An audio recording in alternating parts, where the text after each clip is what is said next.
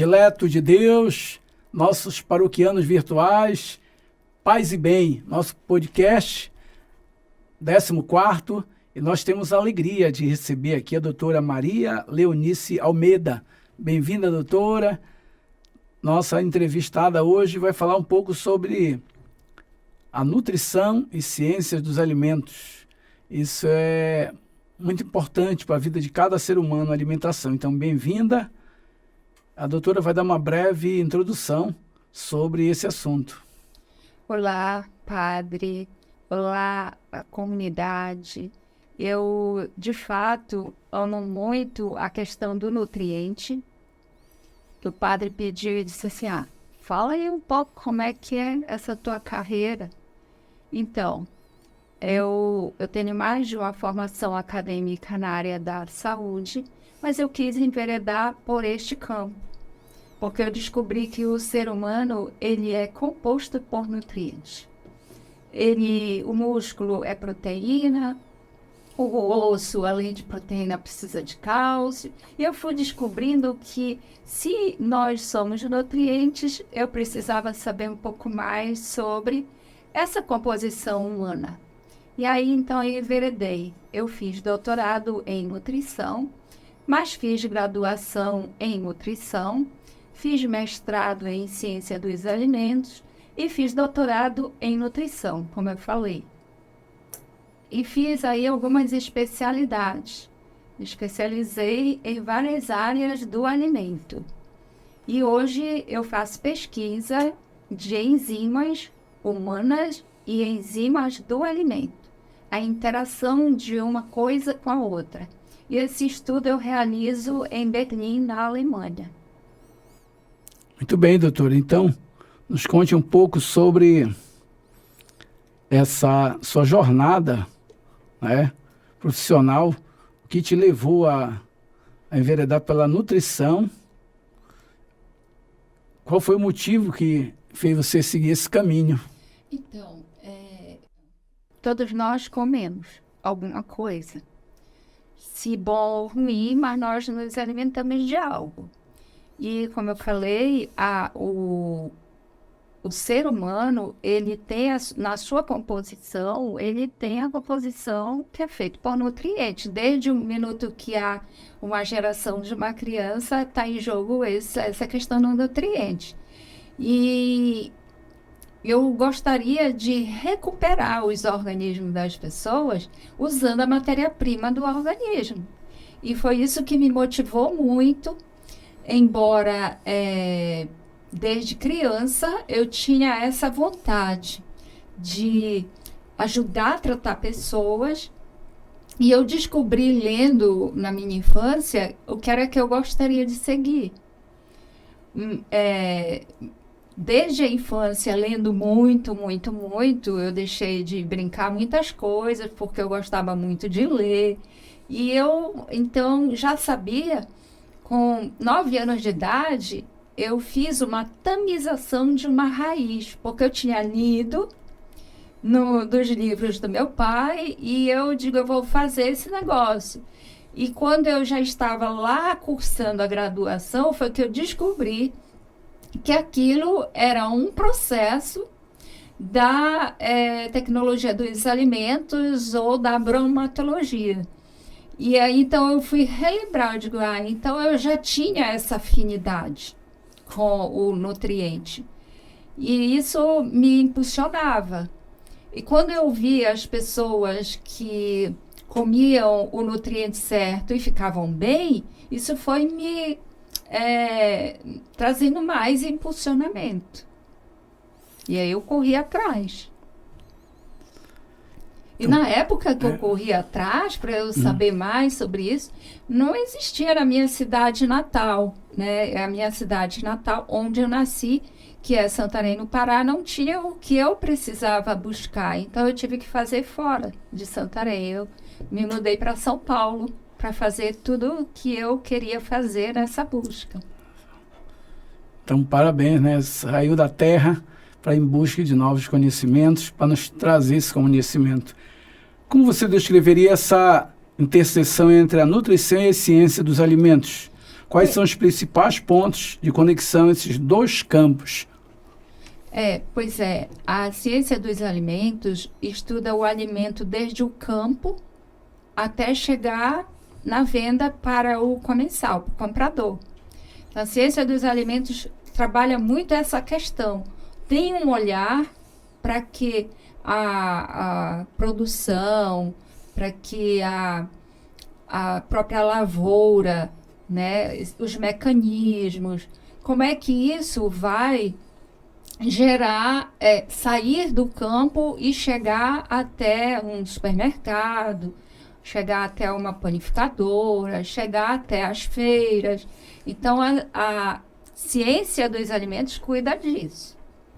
Agora, a ciência do nutriente, que é o meu ponto forte, né? A ciência dos nutrientes já estuda a substância presente nesse alimento que saiu do campo para interagir com o corpo do ser humano que vai comer aquele nutriente. Então, há uma relação muito forte, porque o nutriente está dentro daquele alimento, que a ciência dos alimentos cuida. Então, o nutriente que eu vou utilizar para manutenção ou para a reparação de um organismo, ele está presente lá naquele alimento que a ciência dos alimentos cuida. Então, a nutrição ou ciência do nutriente está entrelaçado com a ciência do alimento. Sendo que o meu estudo, ele é em cima do que compõe cada alimento. O nutriente é o que está dentro de cada alimento. Aquele alimento tem proteína, se aquele alimento tem carboidrato, se aquele alimento tem gordura, se aquele alimento tem mineral, vitamina, o que é que contém dentro daquele alimento e se aquilo que contém é benéfico ou maléfico. Como vai reagir dentro de um corpo? Né? Porque assim, o corpo ele tem seus componentes, seus constituintes. Aí vai chegar alimento, que chega com mais componentes. Como é que isso vai interagir? Então, isso é o meu estudo. Inclusive, na minha pesquisa de enzimas, que é lindo, é maravilhoso, é essa interação da enzima do alimento com a enzima do ser humano. Como é que eles vão interagir? Como é que seria essa interação?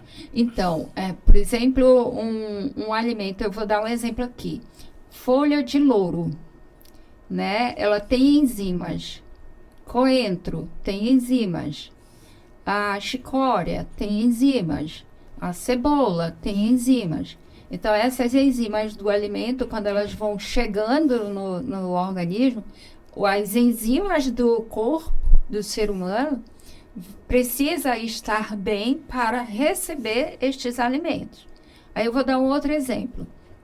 O leite ele tem enzimas, né? E ele tem também outros componentes, que não é só enzima. Mas quando ele chega no corpo do ser humano, uma enzima precisa receber esse leite, ou umas enzimas. E uma delas é a lactase, a outra é a catalase, a outra são as proteases, né? Que são as proteases vão receber as proteínas. Então, essas enzimas todas, elas têm uma interferência grandiosa na saúde de um organismo. E, às vezes, o problema de uma pessoa pode ter iniciado nessa questão enzimática aí. É bem engraçado, porque tudo passa pela boca, tudo passa pelo esôfago. Fora as dietas ou os alimentos endovenoso, que vai direto na veia, mas a maioria passa pelo trato digestório. E é isso aí, por exemplo, as enzimas na boca. Essas enzimas na boca do ser humano vai receber alimentos que também têm enzimas, e eles precisam se entrelaçar. E o bom é saber também algum mecanismo, tipo a fisiologia do corpo e a bioquímica do corpo, porque quando a gente não mastiga, As enzimas que poderiam ser benéficas, elas vão atrapalhar, né? Porque não produziu o suficiente, ficou pouco, né? Uma quantidade pequena não vai dar uma digestão equilibrada, suficiente. Mas é importante alguns mecanismos, né, da própria fisiologia e essa mecânica toda para poder estimular o corpo que vai receber aquele alimento. Quantas mastigadas? Uns dizem 40, outros dizem 30. Quais seriam mais ou menos as mastigadas necessárias? Depende do alimento. Por exemplo, o mamão, né, vai dar de 6 a 16. Se for a castanha do Brasil, aí tem que dar umas 30 mastigadas, porque você está com um alimento um pouco mais sólido, né? Se você for comer arroz, o arroz que está cozidinho, e você for comer a banana, um exemplo, então você vai mastigar a banana de 6 a 10, mas o arroz você tem que mastigar de 20 a 30. E a carne? E a carne bovina vai ter que mastigar umas 30 mastigadas. E se duvidar, um pouco mais. Depende também como está a questão dentária, né, da pessoa. E se os dentes conseguem cortar com mais facilidade, tem uma pressão maior na boca, né, a mecânica da boca estiver bem, vai dar mais 30. Mas se não, tem que demorar um pouco mais, tem que dar mais de 30. Porque são fibras, né? E essas fibras, elas demoram a ser digeridas. Quando mastiga pouco, vai demorar mais ainda, né? Porque não produz as substâncias ideais na quantidade-chave para haver o processo de degradação, metabolização e absorção. E por isso que, quando mastiga, dispara todas as teclas do corpo para o cérebro ativar o próximo segmento, o próximo compartimento do corpo onde vai chegar aquele alimento. Então, são assim, eu falo, é como se fosse computador, tecla aqui na boca, mastiga bem, e o cérebro manda anúncio para o estômago, manda anúncio para o intestino, e aí todos vão ficar preparados para fazer a funcionalidade recebendo aquilo que vai chegar. E, por exemplo, a carne, ela demora, se não for bem mastigada, bem digerida, ela vai demorar mais do que seria necessário para haver a degradação, metabolização e absorção. Por isso que tem muitas pessoas que têm refluxo. O refluxo gastroesofágico, ele é inteiramente nutricional. Ou, digamos, é inteiramente relacionado ao processo de falta de mastigação dos alimentos no momento-chave, no momento certo. O alimento vai ficar mais tempo em alguns compartimentos. Se há uma chegada de alimento na boca e a pessoa consegue mandar adiante para o esôfago e para o estômago bem salivado, com todas as enzimas, vai chegar no estômago e vai passar o tempo necessário. As proteínas, elas demoram muito para ser digeridas, degradadas e metabolizadas, e depois absorvidas, elas demoram. Então, quem quer evitar o refluxo gastroesofágico vai precisar refazer um pouco a rotina da mastigação e de algumas misturas, né? Misturar demais, também elaborar demais o prato, né? Até o corpo identificar o que é gordura, o que é proteína, o que é carboidrato. É um processo. Então, pode demorar aquela comida no estômago e ela fermentar e ela, eu vou falar, regurgitar, ela retorna. O que era para descer, não desce, sobe. No processo da fermentação, por demora daquilo no estômago. Então, os refluxos, eles acontecem. E tem pessoas que, por não ter produção suficiente de suco gástrico e não ter mastigado, o alimento ter que passar mais tempo, além do refluxo, ele pode fazer alguma lesão ou processos inflamatórios no estômago. Os processos inflamatórios no estômago, quase que no geral, eu não vou dizer que todos, mas quase todos, é porque o alimento ou está muito elaborado, com muitas misturas para dar sabor e agradar o paladar, ou a pessoa engole e fica ali por muito tempo, onde não é para ficar por muito tempo, no caso é o estômago.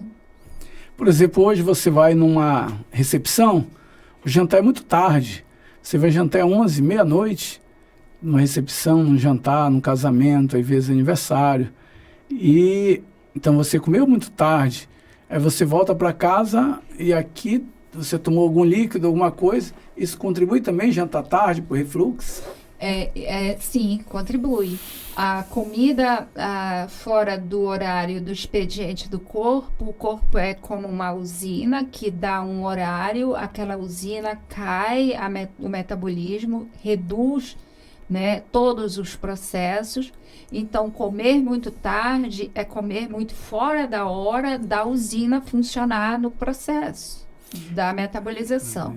E aí é que a comida também vai ficar muito parada por muito tempo e ainda por cima colocou muito líquido, né?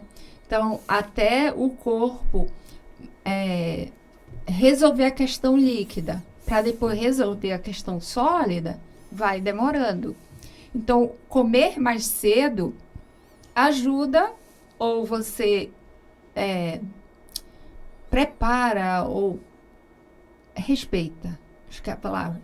Comer mais cedo, você respeita o funcionamento do corpo.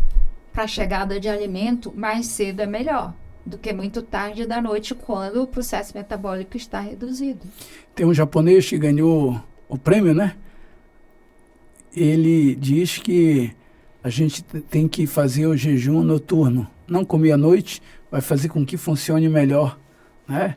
Então, eu sou a favor do que o corpo fique, de fato, relaxando de 6:30 da tarde até 6:30 ou 6 da manhã do dia seguinte. Quando tem claridade do sol, como a senhora disse. De 6:30 da tarde, né, para o amanhecer, até 6:30 da manhã, para poder você não dar nenhum nutriente para o corpo. Se você pode, porque tem casos de pacientes com patologia que ele vai precisar se alimentar noturnamente. Mas aquele que está com a vida, entre aspas, supostamente saudável, essa pessoa não precisa estar consumindo alimentos noturnos. Então, por exemplo, se o senhor vai para um jantar, um convite, né, seria bom que servisse aí logo muito cedo esse jantar e depois ficasse batendo papo para poder até dar tempo para digerir aquilo no momento em que o corpo está próprio para digerir. Acho que o povo tem medo de servir o jantar cedo e todo mundo ir embora. Tem isso também, né? Então, doutora, outra pergunta aqui. Quais são os desafios atuais enfrentados pela indústria de alimentos em termos de nutrição e saúde pública? A industrialização do alimento deixa o alimento muito descascado, muito enlatado, muito envidrado, né? E tudo isso é muito encaixado, né? Porque você vê hoje nas caixinhas, a indústria resolveu oferecer o alimento na lata, na caixinha, né? No pacote. E essa industrialização aí, ela não vem o alimento puro e perfeito e sadio. E está misturado com muita coisa, né? Conservantes, condimentos. Conservantes, verniz alimentar, acidulantes. Então, tem todo um componente de químicas para que o alimento permaneça 1 ano dentro de uma lata. Né? 1 ano e pouco dentro de um pacote. Então, é para a gente repensar se nós não temos mesmo que voltar para a era lá do passado, que a gente tinha a comida um pouco mais natural, né? Mais simples, não tinha essa questão, mas e aí, a gente está numa era moderna, e que a vida é corrida, e a gente precisa mesmo abrir a lata e consumir. Talvez a gente tenha que repensar um pouco isso em prol da própria saúde. Agora, você vê os produtos com agrotóxico, né? A saúde pública, ela investe, né? O ser humano tem a assistência pública na saúde, mas pouco ah, divulgado ou orientado o ser humano a melhorar seu aspecto de vida alimentar com um pouco menos de indústria, né? Abrir muitos pacotes para consumir é problema. É melhor estar com alimento mais in natura. Tem uma moça que eu conheci lá em Belo Horizonte, ela faleceu.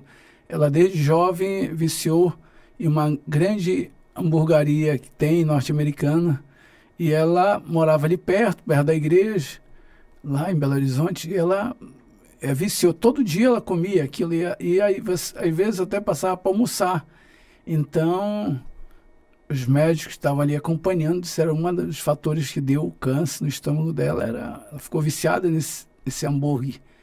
E ali aquilo já vem de outro lugar, já muito conservante. Sim, é isso. A indústria, ela coloca para facilitar a vida de alguém, mas assim, os componentes daquele alimento vai trazer um organismo, fazer no organismo uns prejuízos aí, né? Você vê, tem muita gente que usa os alimentos carbonatados, né, que são esses vidros como refrigerante, água com gás. Então, isso daí é um problema muito sério e afeta muito o fígado, que o fígado é um órgão que ele adoece silenciosamente, né? Não é só a bebida alcoólica que prejudica o fígado, que prejudica o estômago.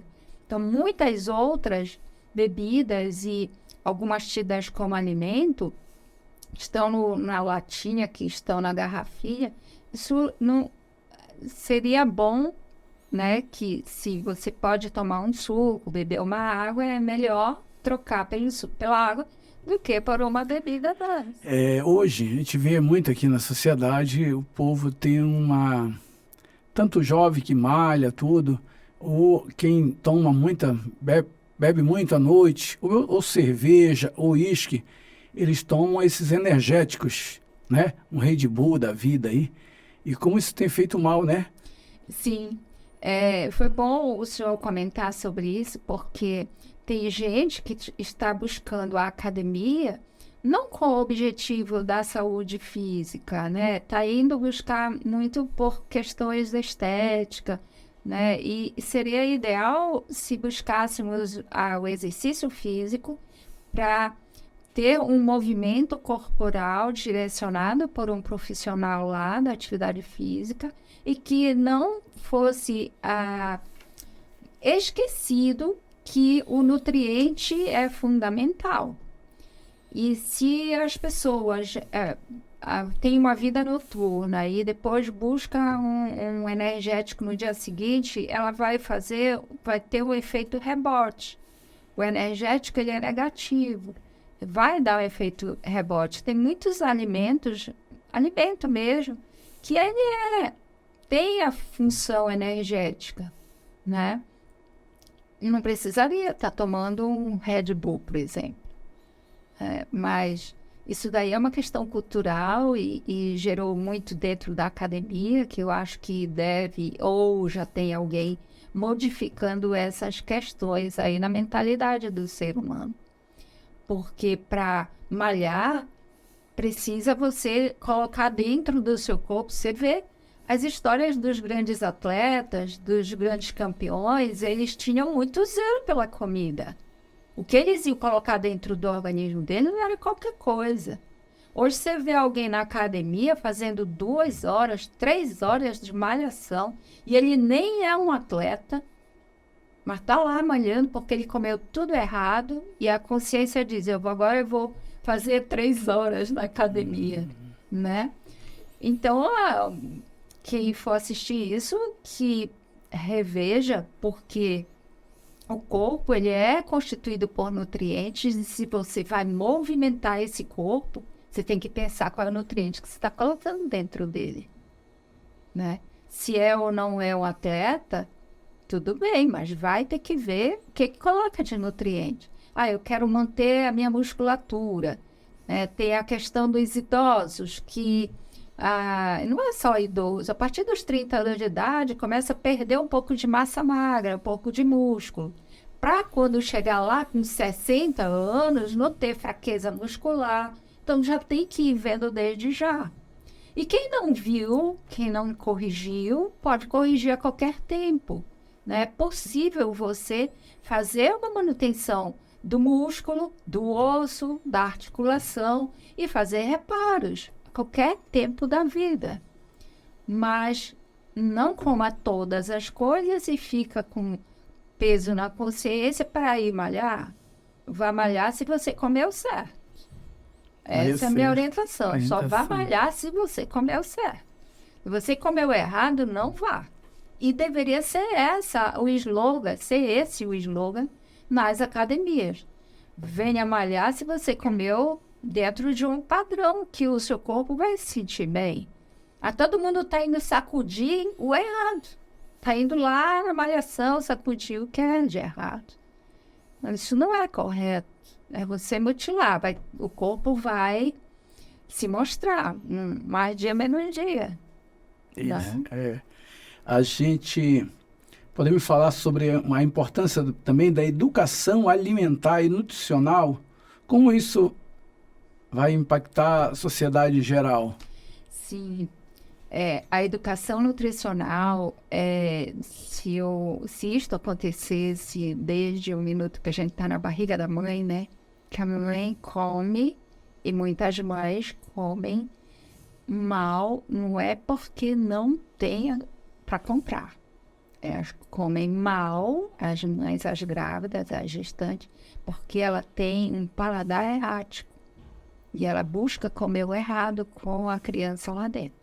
Se a educação partisse dentro com os pais, né, algumas correções, e depois que a criança nasce, né, tivéssemos condição de ter uma educação para as crianças e para os pais, e se a escola oferecesse, eu conheço escolas que oferecem educação nutricional, né?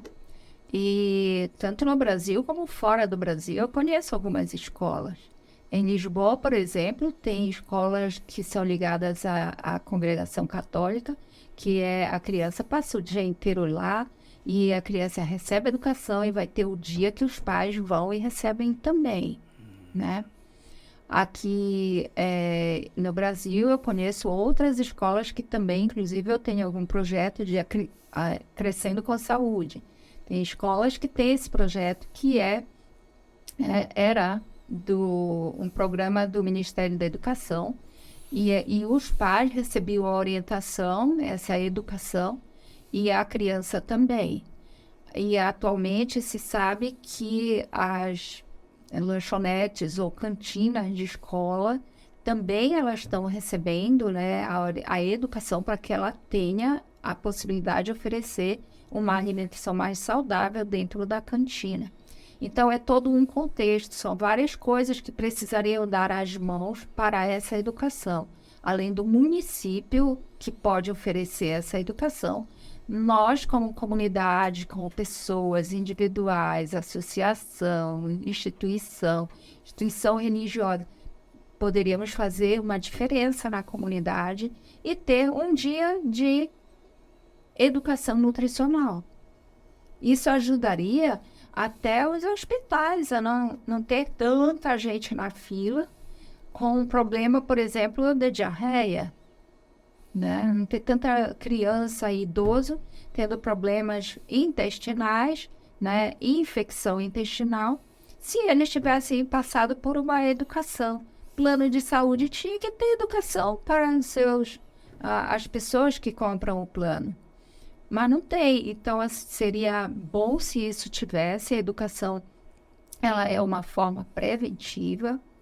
Eu gosto da questão da prevenção, embora eu trabalhe muito com a questão clínica, né? Recuperando, eu falo, fazendo reparos, utilizando nutrientes para reparar tal coisa, mas a reeducação, ela é fantástica e seria bom se a gente fizesse na comunidade. Na comunidade também, né? Tem um dia de educação nutricional.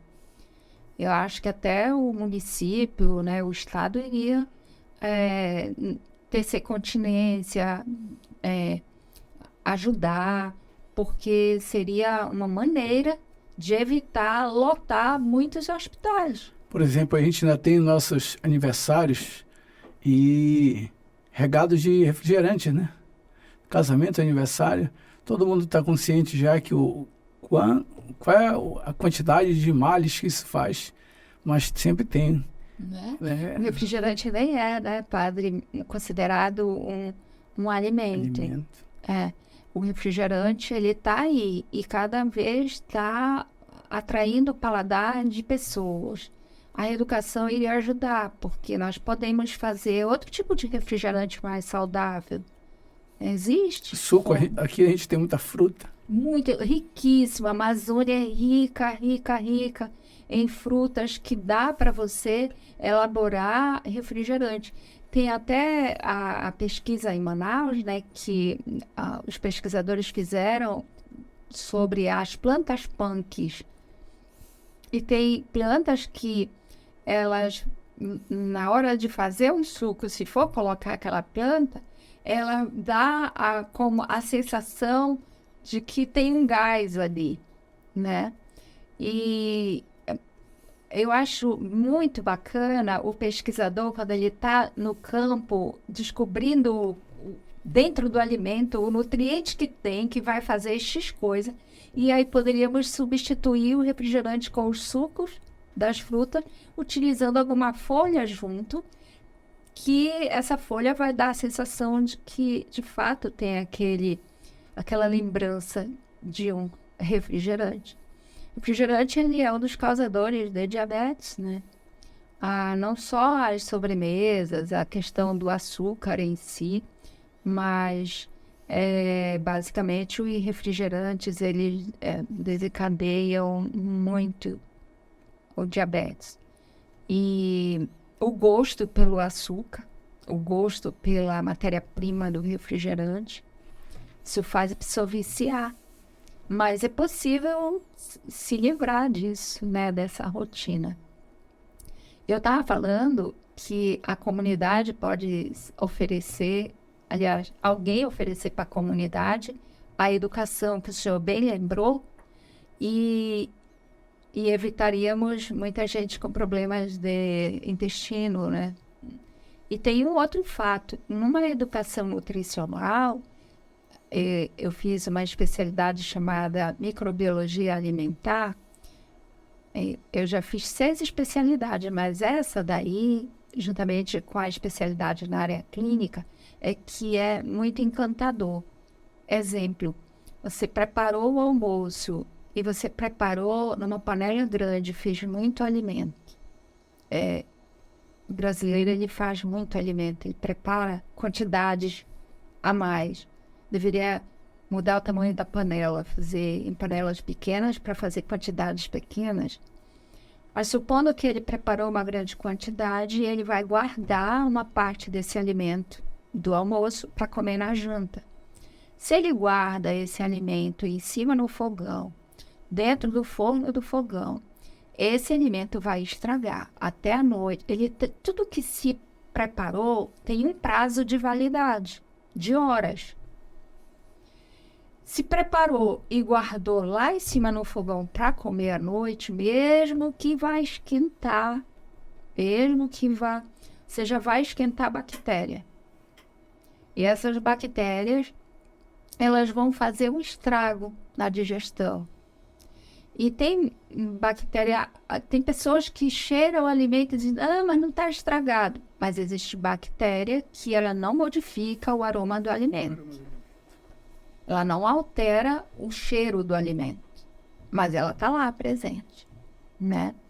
E uma das bactérias que não vão alterar o cheiro do alimento é a bactéria H. pylori. Você vê hoje o tanto de pessoa que tem bactéria H. pylori é de impressionar. Tudo porque não tem uma educação alimentar. Não chegou ao conhecimento dele, que é para ele, preparou do almoço e quer comer essa comida do almoço também na janta, ele logo separa, põe lá na refrigeração, na geladeira, para ele poder comer em outro horário. Por exemplo, o almoço. Você almoçou aquela comida ainda mais quantos tempo? 2 horas? Pois é, o ruim é que preparou a comida, botou na mesa, aí vão comer. Depois de muito tempo, vão ver o que sobrou para poder guardar em cima no fogão. Então, não dá. Tem que preparou, separa logo o que é da janta e põe para refrigerar.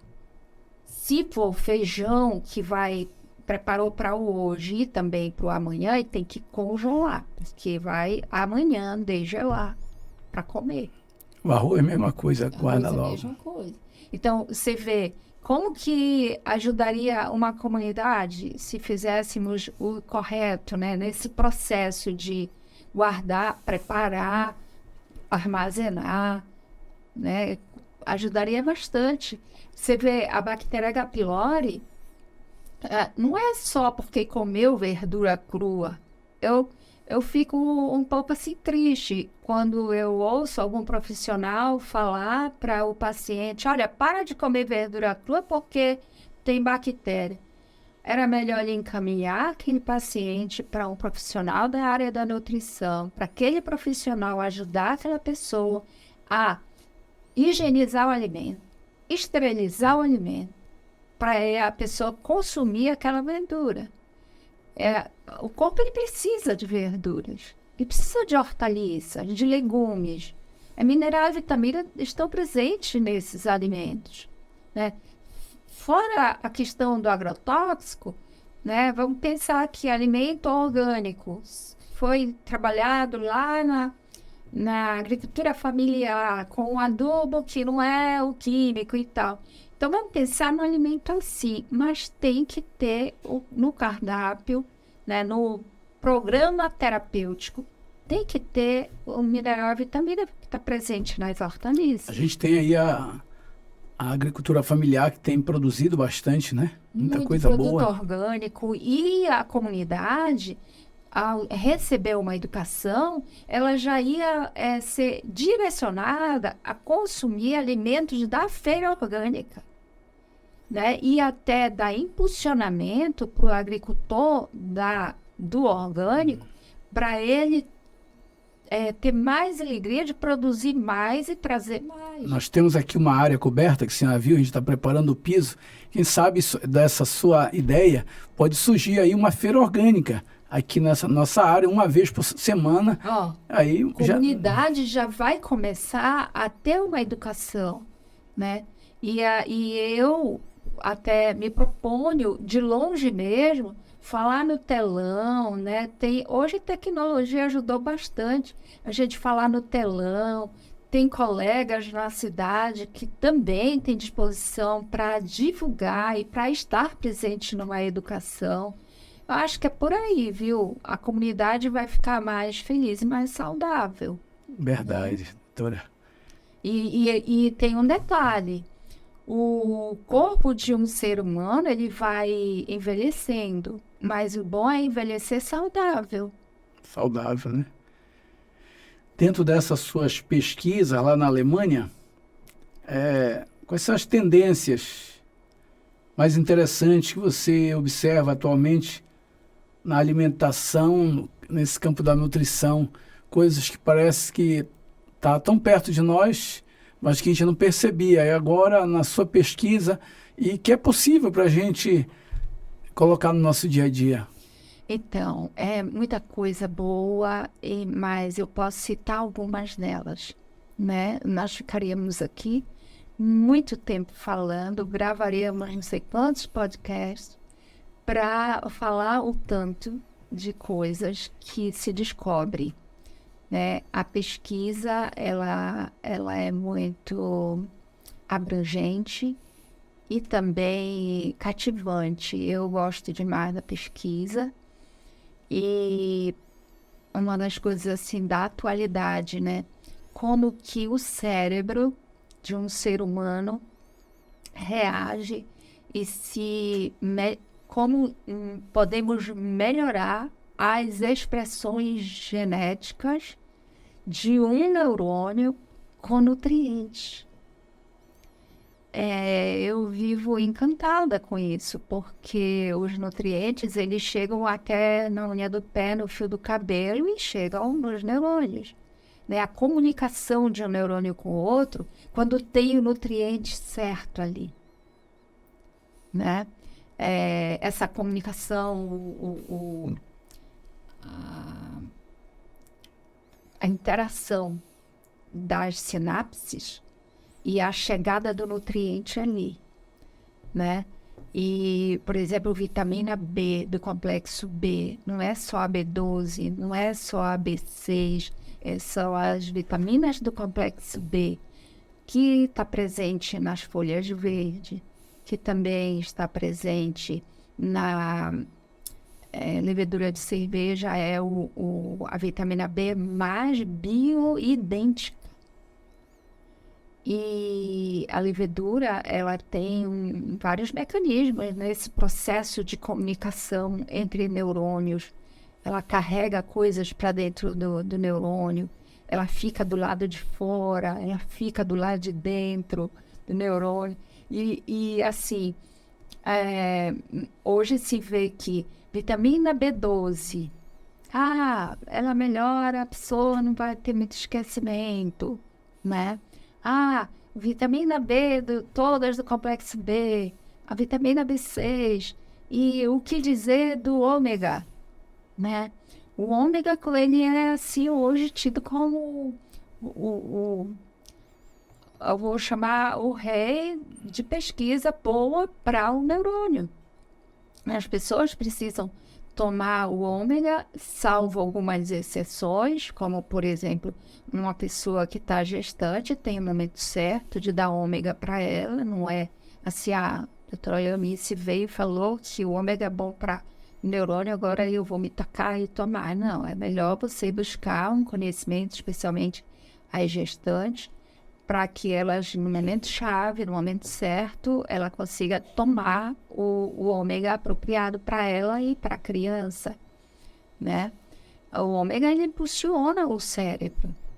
Qualquer idoso deveria tomar ômega. Qualquer pessoa acima de 30 anos, malhando ou não malhando, tomar ômega. O ômega 3, ele se divide em ômega que precisa, por exemplo, quando eu quero impulsionar o cérebro, eu dou mais o ômega DHA. Quando eu quero impulsionar mais o tratamento cardíaco, eu impulsiono mais o ômega EPA, né? Então, eu tenho toda essa jogada de equilíbrio e proporção. Mas ele é hoje algo assim, em ômega para o cérebro é fantástico. E uma outra coisa para o pâncreas, né? Nós temos descobertas que ainda não posso falar tanto, mas eu posso dar aqui um spoiler, né? Que um dos componentes que melhora muito o pâncreas é a folha do louro.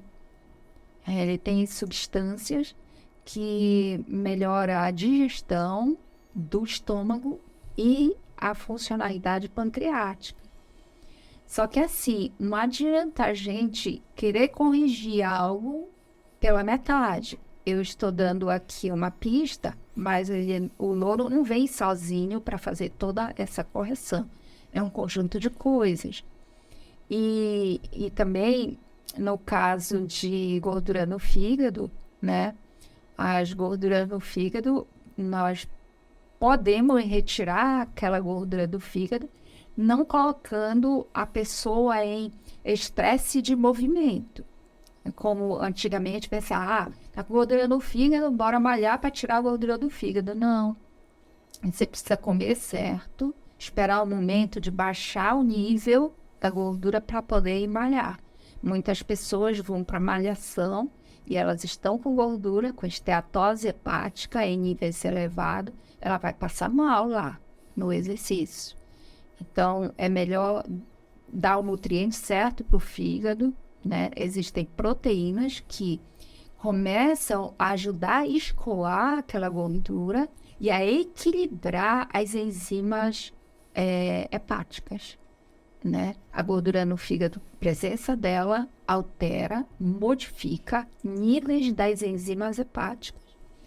E tem nutriente que ajuda a equilibrar as enzimas e ainda escoar a gordura que está presente.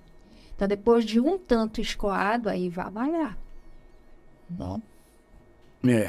E aí, o que a senhora nos diz? Como a ciência dos alimentos está respondendo aos desafios de segurança alimentar e sustentabilidade? É aí que mora as grandes incógnitas, né? A gente nem sabe mais como que podemos nos posicionar. Porém, eu arrisco dizer que, acima de tudo, a sustentabilidade. Nós precisamos desenvolver alimentos que tragam sustentabilidade, né? E isso a gente esbarra em um monte de lobbies, mas acho que o mundo vai despertar para isso. Lá na Alemanha, visitando, eu vi que o próprio governo ele reservou umas faixas de terra que no final de semana o próprio morador das cidades, ele volta, ele faz um contrato com o governo, ele recebe aquele lote e ele produz alimentos ali que no final de semana ele vai colher. Todo final de semana ele mexe na terra. É um projeto interessante. Exatamente. Esses incentivos que a gente pode copiar, né? Cada um fazendo algo. Você vê em outros lugares, as pessoas estão desenvolvendo dentro de casa. Tem hoje edifícios que têm a área só de cultivo. No quintal. No quintal, né? Essa motivação aí nós precisamos. Não vamos poder nos entregar, porque daqui para frente, o que vai vir de indústria alimentar, você vê, a banana passa por cobalto para ela durar um ano madura, né? Então, para um cacho de banana ficar sem trazer prejuízo, amadurecer, né? Não vendeu tudo, era prejuízo, porque amadurece logo. Agora vai, pega o cacho, passa por radiação para ele durar um ano. Elas vêm com um pozinho assim por cima, eu né? não vou querer comer uma banana dessa, né? Então, a gente tem que rever. E, às vezes, olhar por um olhar mais pelo natural mesmo, né? Vai dar trabalho? Vai. Mas hoje você vê os trabalhos com a tecnologia ficou um pouco mais acelerado, parece que ficou mais rápido, né? Os trabalhos, se tem a automação ali da tecnologia, eles aceleram mais os trabalhos. Acho que as pessoas ficam com mais tempo para fazer, só precisa despertar o interesse por um corpo saudável para ele cultivar ali, né? E evitar estragar o solo, né? Eu vejo lugares que tem, por exemplo, tu vais desenvolver lá mesmo, na Alemanha. Você vai, tá aí pedaço de terra, você vai desenvolver, olha, mas tá aqui a cartilha, como é que você tem que manusear o solo. Tá? Então tá aqui, você estuda bem isso aqui para poder você manusear o solo de modo certo. Né? Então eu acho que isso também traz uma sustentabilidade. Eu conheço lugares que não pode passar o trator, arar ali, né? Então vai fazer tudo com a mecânica mesmo dos materiais, mas quem é que quer fazer isso? Hoje é galopante a ideia de que tem que ser tudo muito rápido e tudo muito produção, né? O ser humano como você diz, ele é cíclico, né?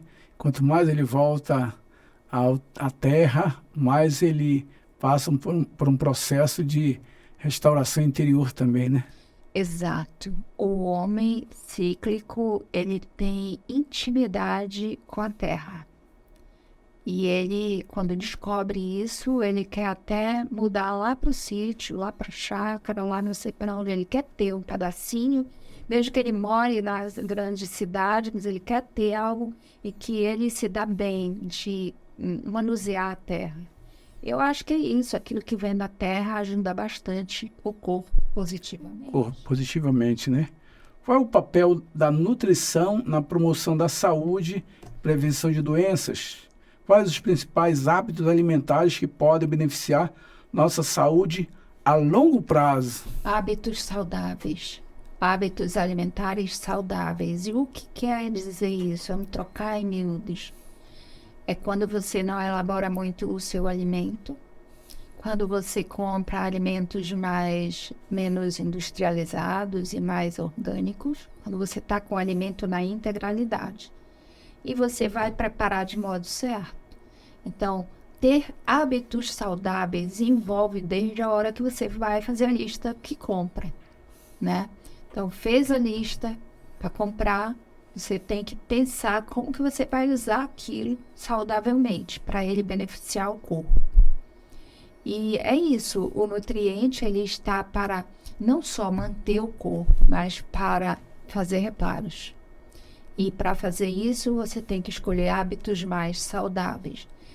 Não seria ideal eu falar aqui de nutrientes e dizer, olha, faz aí, elabora um prato super, ultra elaborado, rebuscado, porque não é isso. Eu degrado o nutriente. Quando eu elaboro demais, eu estou passando o nutriente por uma degradação, ou eu estou desconstruindo a propriedade do alimento. Então, o modo que prepara, temos que ter o cuidado para poder você usar aquele nutriente a favor do corpo, né? Para ele não ser desconstruído. Porque as substâncias presentes no alimento, dependendo de como eu vou preparar, eu posso desconstruir aquela propriedade, né? Eu vou dar um exemplo. Goiaba, época de goiaba, né? Goiaba é uma fonte, tem carboidrato, tem frutose, né? Mas ela é fonte fornecedora de vitamina C. E quando eu falo de vitamina C, eu não estou falando dela na cápsula, eu quero falar dela no prato, no copo, no alimento. Tem vitamina C na goiaba. Mas se eu tenho muita goiaba em casa e eu não sei congelar, é que é muito fácil congelar a goiaba. Não precisa fazer a polpa da goiaba congelar. Congela a goiaba. Né? Esteriliza e armazena no congelamento. Você pode retirar o miolo, separar todas as sementes, o miolo que tem a semente e a polpa, né? A carne da goiaba. E congelar. Quando for usar, você não fez aquele processo de fazer a polpa, que mistura com água, que torna líquida. Não precisa. Agora, como eu vou destruir as propriedades da goiaba, especialmente a vitamina C? Quando eu faço a goiabada ou quando eu faço o doce de goiaba. Então, você vê, eu vou comer o doce de goiaba, mas aí eu destruí o nutriente da goiaba. Não é legal isso. Uma outra coisa que a gente costuma fazer e não percebe, né? É que nós misturamos muitos componentes para fazer aqueles sucos com muita mistura. Tem gente até que fala que é um suco que detox e tal.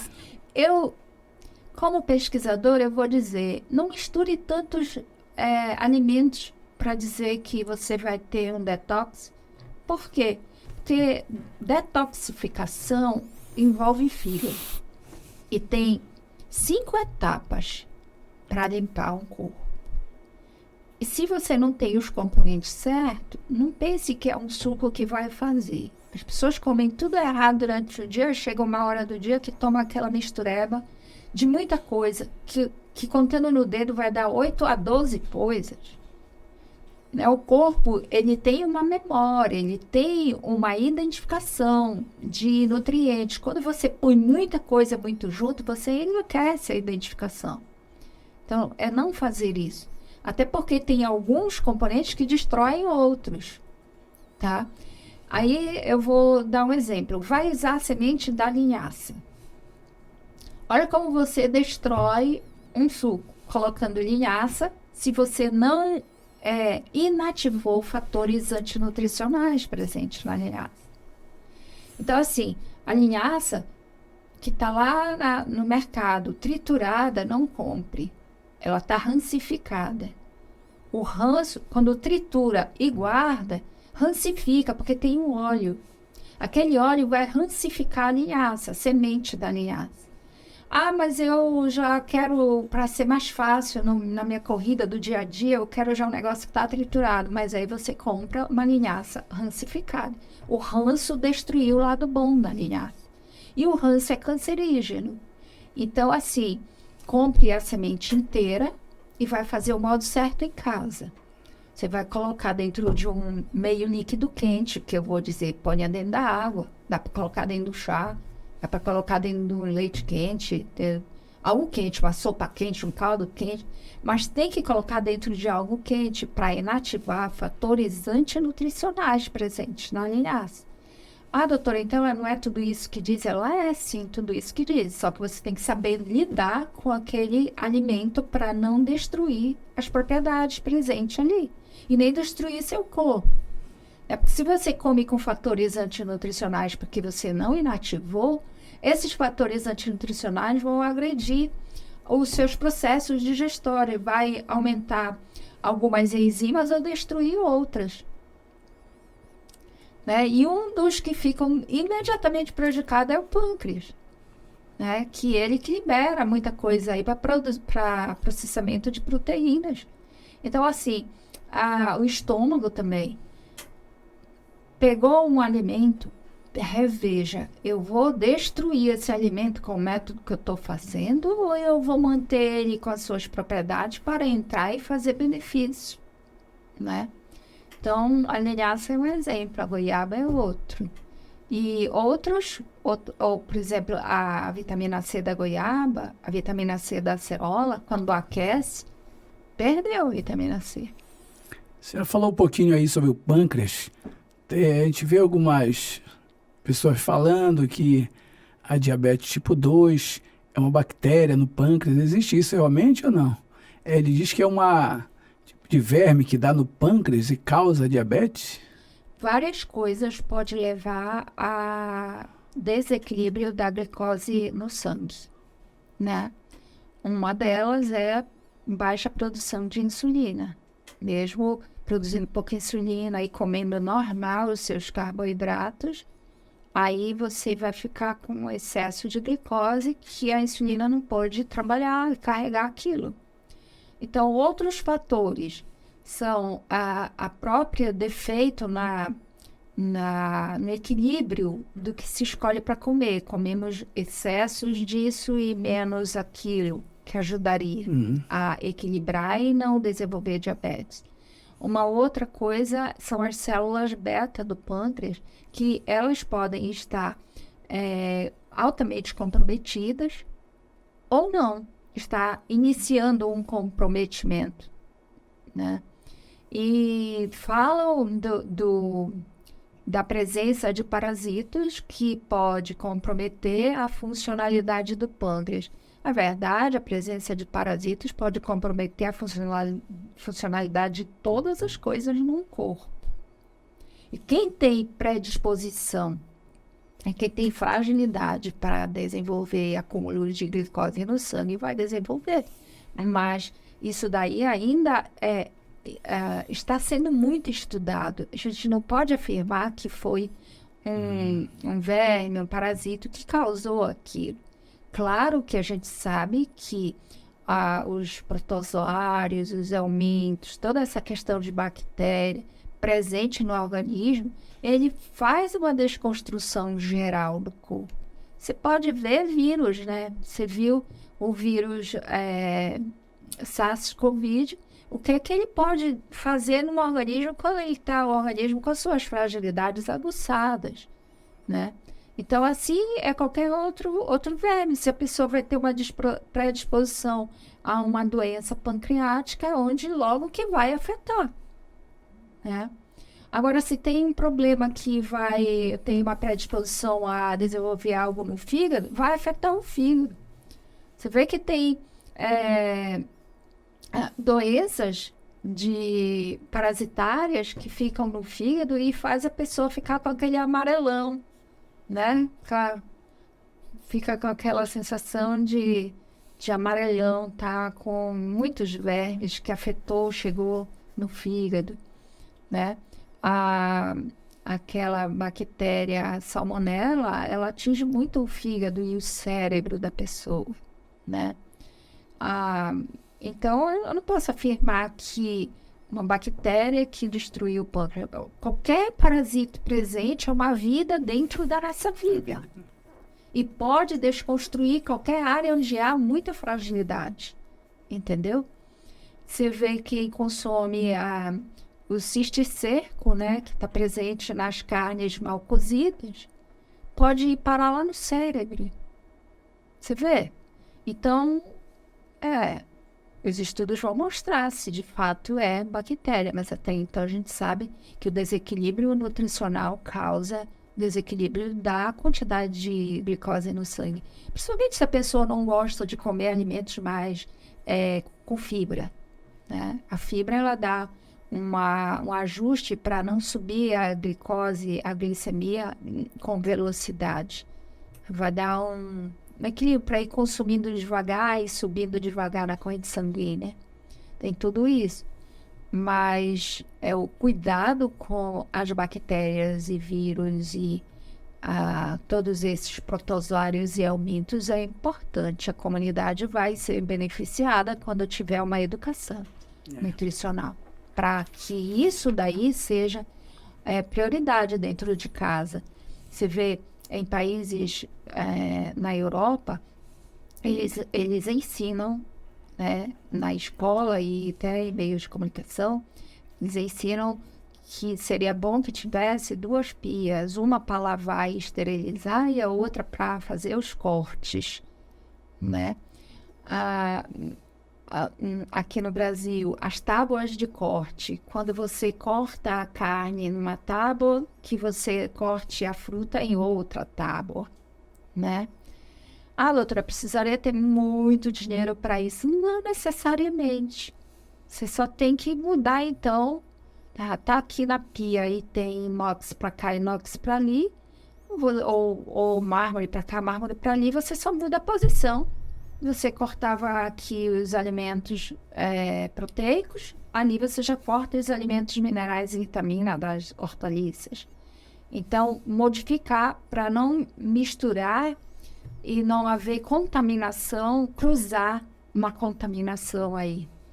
Então, esse tipo de orientação é ideal que todos os lares tivessem. E às vezes não tem. É muito importante. Então, na sua opinião, quais são os equívocos muito comuns, né, que as pessoas têm sobre a alimentação e nutrição? A gente pensa que tudo é a mesma coisa. Comeu bem, está bem nutrida. Essa sua pergunta é fantástica. Olha, nem tudo que é alimento é nutriente, né? Então, a pessoa pensa que se alimentou, está nutrido, e nem sempre está, dependendo do que ele escolheu para comer. Aí eu vou dar um exemplo. Quem come a lasanha, por exemplo, no almoço, a lasanha tem carne moída e tem queijo, né? Então, é um alimento ali, aquela lasanha. Mas se eu comer, eu vou estar nutrido? Eis a pergunta. A carne que está presente, ela contém ferro, contém fibra. E o queijo que está ali na lasanha contém cálcio e também contém proteína e gordura. Quando entrar no processo aqui dentro, ou o ferro ou o cálcio não vai entrar na minha corrente sanguínea. Porque o mesmo sítio de absorção do ferro, o mesmo sítio de absorção do cálcio, vai haver uma competição. Um não vai deixar o outro penetrar. Então, em termos nutricionais, a gente olha isso, né? O aproveitamento. Comeu esse alimento, mas o corpo vai aproveitar, está no equilíbrio em que o corpo vai aproveitar tudo isso. Tem muita gente que tem anemia e ele consome carnes todos os dias. Poderia não ter anemia, né? Só que ele frita a carne, só que ele mistura a carne com outras coisas. Então, vai haver uma dificuldade de aproveitamento do ferro presente naquele alimento. E daí tem o ferro dos vegetais. A mesma coisa. Eu vou comer os vegetais com muitas sementes, pode ser que as sementes possam abalar o aproveitamento de algum vegetal. Mas a senhora é contra as sementes? Não sou, não. Eu sou bem a favor da semente de linhaça, sou bem a favor da semente de chia, sou bem a favor da semente de abóbora. Só que tem que comer punhadinhos, pouquinho. Porque se comer muito, alguns fatores presentes podem atrapalhar a absorção de outro, né? Então, estar alimentado, estar nutrido é bem diferente, né? Tem gente que come para encher o estômago, pensando que está nutrido, mas ele não está. E no meu livro, eu vou lançar um livro que fala assim, você sabe a diferença entre gastronomia e nutrientes? Porque eu, no mundo do nutriente, eu entendo. Eu acho que entendo, né? Mas o mundo da gastronomia é uma outra ciência. E ela mostra muito essa questão do agrado do paladar, dessas culturas, né? As culturas que eu acho que é importante. A questão cultural. Só que a gente tem que pegar a questão cultural e analisar. Isso está nutrindo? Isso não está nutrindo? Outro dia alguém falou, doutora, a senhora coloca o que a senhora diz sobre a farinha da mandioca? Né? A farinha da mandioca não tem nenhum nutriente, né? Eu falei, não, acho que você está pensando errado. Tem nutriente, tem carboidrato, a farinha da mandioca. O ruim é que nós consumimos de modo errado. A gente consome a farinha da mandioca muito seca ou muito misturada com manteiga ou com um tipo de óleo. Geralmente as pessoas poderiam consumir a farinha da mandioca de modo mais natural, sem misturar com tanta coisa, tipo gorduras. As farofas. As farofas, né? Então, e consumir pouco. E de inchada é melhor, tipo hidratada. Eu falei inchada, mas é hidratada. Vamos hidratar num caldo, né? Vamos fazer um mingau. E eu falava para essa pessoa, olha, na região amazônica, o povo consome a farinha da mandioca de um modo até que eles preparam um caldo da farinha da mandioca que chama-se caldo da caridade. Ou em outra região chamam de caribé, né? E isso daí levanta muito as pessoas. É claro que um diabético não vai precisar estar tomando isso. Ele vai se levantar, ganhar força, vigor com outros nutrientes, mas não com esse. Só que esse aí é um carboidrato de rápida, né? Rapidamente o corpo absorve e levanta o organismo. Então, tem nutrientes sim, só que a gente precisa consumir de forma certa. Não fritar, né? Não comer aquela coisa seca. Hidrata, não frite. Aliás, os alimentos todos, né? Não deveríamos fritar. Não deveríamos fritar ovo, não deveríamos fritar bife de fígado bovino. Todo mundo gosta de comer fígado bovino ou bife, né? Não é isso? Eu como fígado. Como é que se come? Eu como bife. Não frite o fígado bovino. Ele é uma placa de sangue com colesterol. Então, não frite. O seu organismo vai aproveitar melhor se ele não for frito.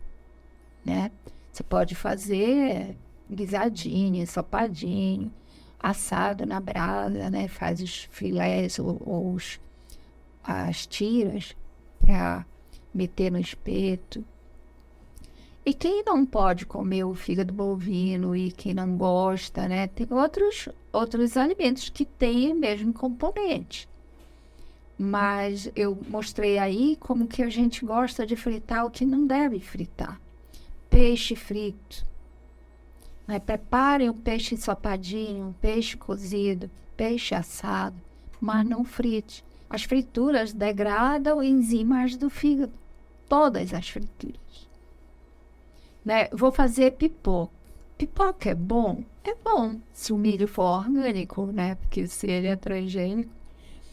Mas a pipoca, ela estoura na panela, não é porque tem óleo. Ela vai estourar porque tem fogo, tem temperatura. O milho explode com a temperatura. Para que colocar o óleo? Dá para fazer uma pipoca sem fritar o milho, né? E depois de pronta, aí você faz um molho bem saboroso de azeite, com ervas finas. Aprontou pipoca e vai regar com aquele molho saboroso. Vai parecer que você colocou óleo na pipoca, só que você não aqueceu com óleo. Né? Esse mecanismo de fritar seria bom se nós conseguíssemos abolir. Porque a fritura é muito prejudicial, tanto quanto o açúcar refinado é. Então, um evento, por exemplo, as famílias convidam a gente e aí serve, né, aqueles salgados, aquela coisa, é assado, só que tem muita manteiga na massa e que foi ao forno. E outras maneiras de se preparar. Eu conheço bolos sem açúcar, bolos sem leite, sei que funciona, né? E cuidar porque o corpo é o nosso maior patrimônio, né? E assim, você quer ver alguém doente, ele quer ficar bom. Às vezes ele olha para trás, nossa, eu fiz tudo muito errado, e agora tem jeito? Tem. Né? Tem jeito. Para quase todas as patologias vai ter jeito. Tem algumas que não, que já está tão avançado. Mas vai ter jeito com nutriente, né? E a gente sabe que a nutrição é uma ciência. É uma ciência. E eu digo que é a medicina do nutriente. Que, inclusive, é a medicina que o pai da medicina defendeu. Hipócrates é o pai da medicina. E ele defendeu a medicina com nutrientes. E por que a gente esqueceu, né? Toda essa trajetória fomos deixando de lado. Fica aí a pergunta que cada um pode responder. Mas a medicina do nutriente é a medicina que compõe a nossa máquina. Minha unha, o cabelo, a pele, o músculo, o osso, todas as reações químicas internas do corpo dependem de nutrientes. Alguém falava assim, fulano agora está com um problema no fígado, uma cirrose hepática. Ele teve um problema que matou, né? Que destruiu os hepatócitos, que são células do fígado, e aí já não vai acontecer um monte de reação química. Vai ter jeito? O nutriente vai dar jeito? Não, ele vai ter que trocar o fígado, né? E daí, a partir daquele nova peça, ele fazer o certo, para ele não destruir novamente os hepatócitos. Mas para quase todas as patologias, né, tem um tumor maligno. Vai precisar tratar aquele tumor ou retirar. Né? Mas a medicina com nutriente, ela é muito restauradora. Se pensar uma pessoa, por exemplo, que está com icterícia, né? Uma criança ou um idoso, uma icterícia, dependendo qual é a causa, vai tomar um pouco de sol, vai comer alimentos mais saudáveis, menos rebuscados, para poder refazer, entrar no eixo de uma reação química mais normal. O corpo ele foi feito por várias reações químicas padrão normal, e a gente aqui altera tudo isso com nutrientes errados. O que está mandando mesmo na nossa vida parece que é o paladar, né? Isso daí é uma guerra. O paladar, ele faz uma guerra com o resto do corpo. Se eu escolho o meu alimento apenas pelo meu paladar, aí eu vou gerar guerra com o resto dos órgãos. Porque o paladar, ele não tem um comando ideal. Precisa ser mais racional para escolher o meu nutriente para o todo do corpo se beneficiar. Não posso deixar só com a língua para ela escolher. E aí alguém fala, e as culturas? Não, tem muita cultura alimentar boa, correta, que não é o paladar que vai dominar. Mas se é o paladar que está dominando, bora rever isso. Que ele pode estar escolhendo coisa que pode causar muito mal. Queria que a senhora, como você vê o futuro da alimentação? Quais mudanças ou avanços você espera ver nos próximos anos? Ou você acha que a engrenagem está muito ao contrário? Eu acho que a engrenagem está muito ao contrário, porém tem ainda uma gama de pessoas. Existe um grupo de pessoas que eles estão se olhando lá na frente essa questão de que o ser humano precisa voltar um pouco ao que é mais natural, né? Mas é claro que existe um outro grupo de pessoas que são muito fortes e que vão levar avante, sim, essa questão do alimento e do nutriente para atingir muito mais do que já atinge negativamente. Agora, para o governo, não seria mais barato gastar com saúde pública do que ele investir desde cedo na educação? Tivesse uma matériazinha lá, nutrição, não seria mais barato para o governo? Ou o governo não entendeu isso? Ou não, eles não têm interesse porque eles não ganham nada com isso? O político, a grande tese dele é o bem comum. Por que ele não olha esse lado de que ele tem que investir na nutrição, lá nas escolas de base, conscientização, né? Para que as pessoas possam ter essa consciência desde cedo? Então, a minha competência é o estudo do nutriente, né? E eu fico cá com meus botões, com algumas perguntas sem resposta. E eu sou a favor da educação nas bases para poder evitar, né, muito gasto. Eu até no começo eu dei um exemplo que os planos de saúde eles tinham que fazer essa educação. E aí o senhor traz essa pauta e é para se pensar mesmo, né? As lideranças, os governantes poderiam pensar e investir bem aí. A valorização dessa educação evitaria muitos gastos. E aproveitar bem o profissional. Olha, os profissionais de nutrição são profissionais, assim, muito gabaritados, né? Eu costumo dizer que um acadêmico de nutrição, quando ele sai da academia, ele ainda não está só no começo, mas ele já sabe muita coisa. Muita coisa. E se governantes pegassem esses que estão saindo, né, para fazer um aproveitamento em bairros, em comunidades, nossa, seria outro estilo de saúde no nosso país. E a gente vê que em outros países essa educação já existe. Para nós aqui, brasileiros, que temos uma infinidade de produtos alimentares, uma infinidade, mas não é pouco não, é terra boa para isso. Então tem como sair muito, como é agricultura familiar e a reeducação, né? A reeducação nos postos de saúde, nos postos de hospital, isso daí que o senhor traz à baila é motivo para se pensar. De fato, eu não sei o que dizer, né? Mas sobre isso, mas o que eu digo é a favor da educação. E vamos fazer. Vamos fazer.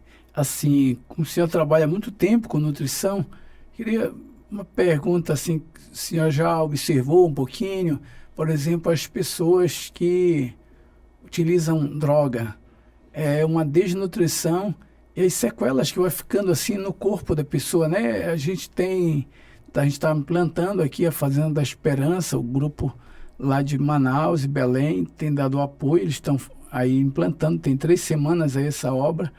E hoje o crack, que é devastador, é uma das coisas que mais usam, né? As sequelas que ficam na pessoa, né, é muito forte. Sim, as drogas, elas impedem o aproveitamento do nutriente. E muitos deles ficam sem querer se alimentar também, né? Ficam inapetentes. E os que conseguem ainda se alimentar, ainda assim, o efeito da droga impede que o corpo aproveite aquele nutriente. Então, há sim um impedimento muito forte do aproveitamento do corpo pelo que ele come.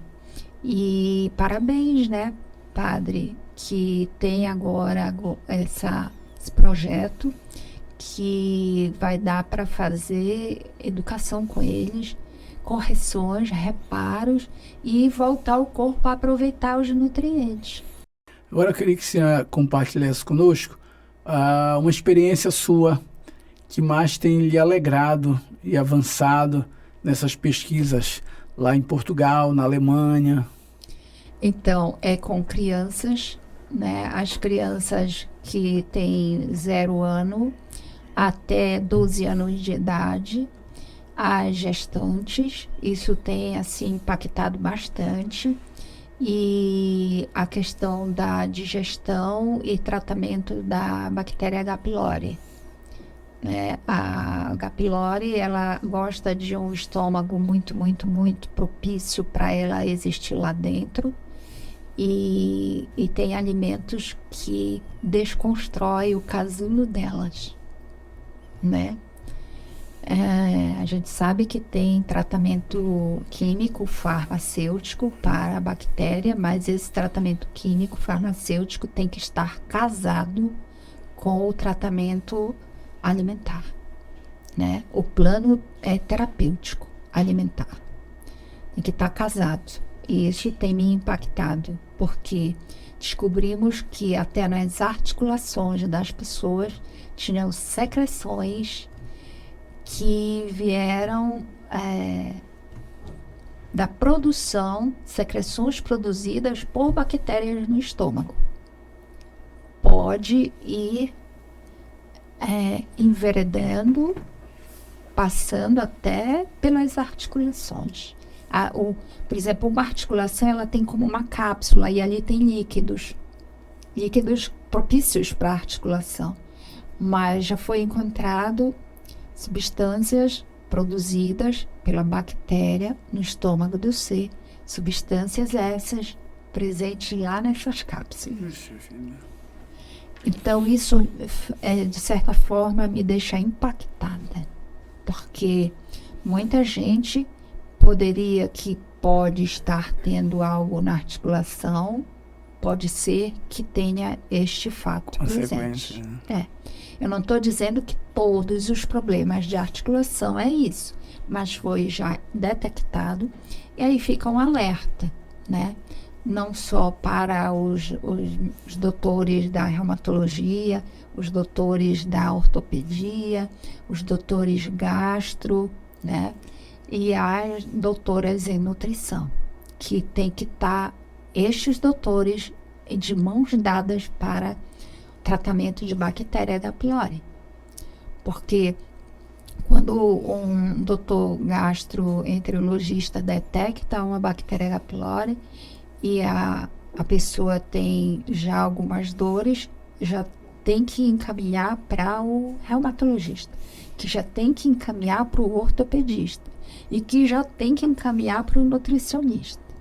Então, é um grupo, tá? Eu sou muito a favor desse trabalho multidisciplinar, que não vale só o fármaco, tem que estar casando com o nutriente. E vai conseguir ajudar bem aquele paciente. E assim eu deixo a minha resposta, porque isso tem me impactado. E as crianças fazem um impacto na questão cognitiva, né?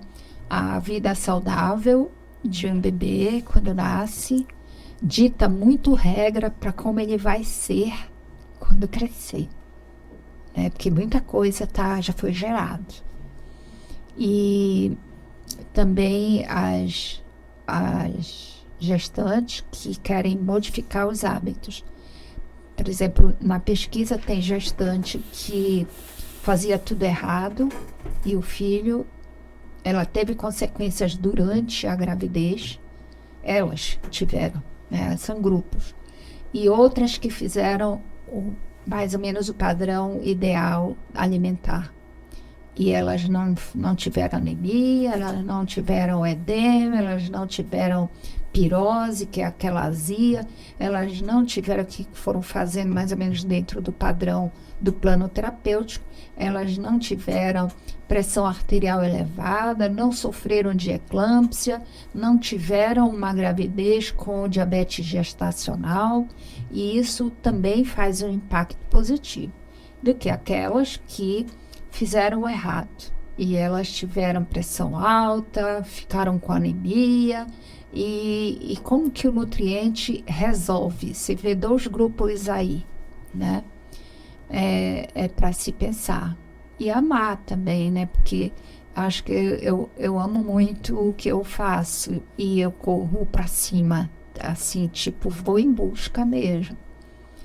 E isso tem ajudado muitas pessoas, não só no Brasil, como eu posso ajudar as pessoas que eu tenho pacientes fora do Brasil também. E é isso. É isso então, né, doutora? Então, queremos lhe agradecer.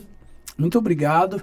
E todo dia a gente está aprendendo, né? Aprendemos mais um pouquinho aqui com a senhora e todos aqueles que essa mensagem vai chegar na casa deles, esse processo de conscientização, de qualidade de vida. Ninguém ama os outros se não se amar primeiro, né? Exato. Então, é a melhor coisa que a gente dizer que acredita em Deus, se a gente se cuidar, porque Deus fez essa obra que é cada um de nós. Exatamente. Eu quero deixar aqui para o público que vai estar assistindo, para pisarem um pouco o pé no freio de alguns hábitos ruins, para repensar em adquirir novos hábitos. Não é fácil, mas é possível.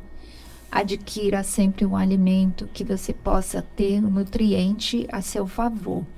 Esses nutrientes, eles são a composição do corpo do ser humano. Não tem outra composição, é só essa. É nutriente. O pensamento do ser humano é um pensamento que compõe. Mas eu vou dizer que o ser humano é feito por nutrientes e se transforma naquilo que ele pensa. Então, se alguém quiser lhe procurar aqui em Santarém, quando pode? Qual é o tempo que a senhora está aqui? Onde lhe procurar? Qual o endereço? Exato. Eu venho muito raramente a Santarém, né? Quando eu estou lá fora, no meio da pesquisa, tem um minuto ou outro que bate a saudade, e quando eu posso vir ao Brasil e posso vir a Santarém, eu venho. Mas eu estou... Quem quiser anotar o meu Instagram, no meu Instagram tem um dispositivo que você aperta e vai lá para um número de telefone, que é uma equipe que está em São Paulo. E essa equipe é que agenda tudo. Eu posso fazer atendimentos presenciais enquanto estou na cidade e posso fazer atendimentos online. Mas quando eu estou aqui, sempre eu atendo numa clínica, tá, na Avenida Mendonça Furtado, chamada Qualis. Mas se você, como eu já vou embora, semana que vem eu já não estarei aqui. Então, você querendo, vai ter que ir pelo telefone, né? Aí dá para anotar o DDD 11 98847 1166. Esse telefone aí é um telefone que dá para quem quiser se comunicar e não puder no presencial, pode fazer no online, né? No presencial, você tem que ir por um outro telefone, que é o 939-8114-4813. Tá? Então, nós fomos privilegiados, né, de lhe roubar esse tempo, e quem ganha é quem vai participar conosco, né? Então, nós agradecemos muito a sua presença. Muito obrigada, Padre, pela oportunidade e parabéns por todos os seus projetos, né?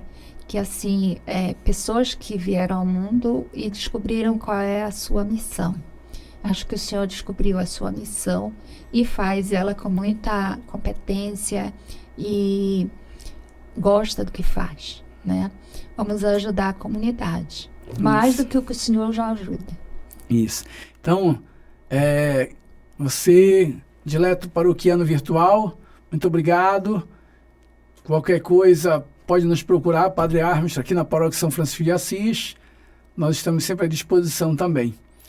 Que Deus te abençoe, que Deus te dê, sobretudo, né, doutora, muita saúde e muita consciência alimentar. É que eu estou tentando trilhar também esse caminho. Que Deus lhe abençoe. Em nome do Pai, do Filho e do Espírito Santo. Amém. Amém.